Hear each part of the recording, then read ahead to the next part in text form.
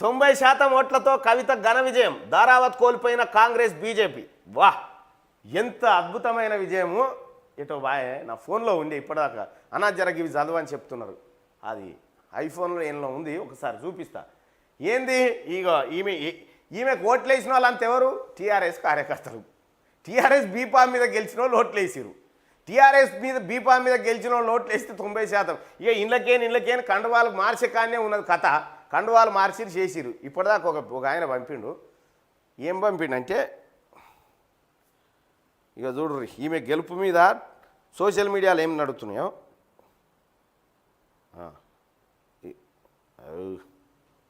ఇగో ఇప్పటిదాకా పంపిరు.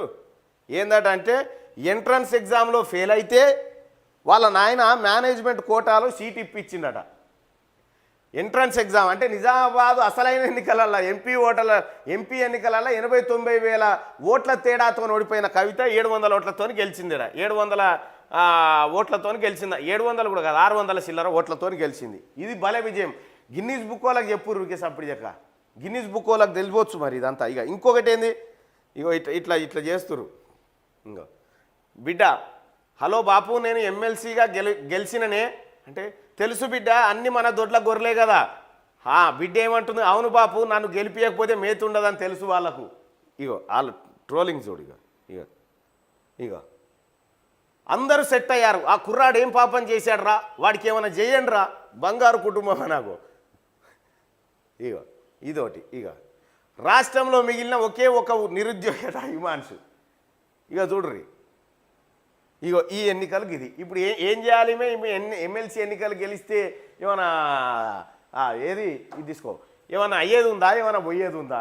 ఎమ్మెల్సీ ఎన్నికంటే ఇంకా నయం ఏం లేదు. ఇది బరాబర్. ఏది ఎంట్రన్స్ ఎగ్జామ్లో ఫెయిల్ అయినటువంటి బిడ్డను మేనేజ్మెంట్ కోటాలో సీట్ ఇప్పించిండు కేసీఆర్. గింతకు మించి ఏం లేదు. ఇక దీన్ని ఘన విజయము, అద్భుతము, కథ కార్ఖానా, అధికారం అండదండాలు చూసుకొని ఇతర పార్టీల ఎన్ని ఆడియో టేపులు బయటకు వచ్చే.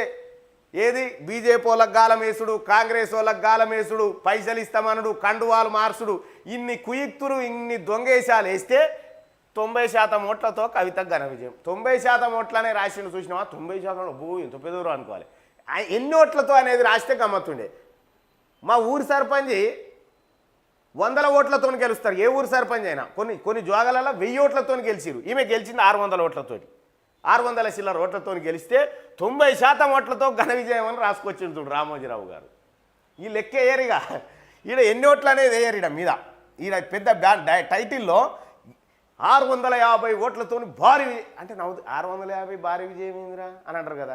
ఈమె ఓడిపోయింది 80,000 ఓట్లతో ఓడిపోయింది కదా నిజామాబాద్రా అని అంటారు కదా. ఇగో ఇట్లా రాసుకొచ్చింది అన్నట్టు. ఎక్కడ తేడా రాకుండా, ఈ మనస్తత్వాలు ఏడ గాయపడకుండా రామోజీరావు చాలా జాగ్రత్తగా రాసుకొచ్చిండు.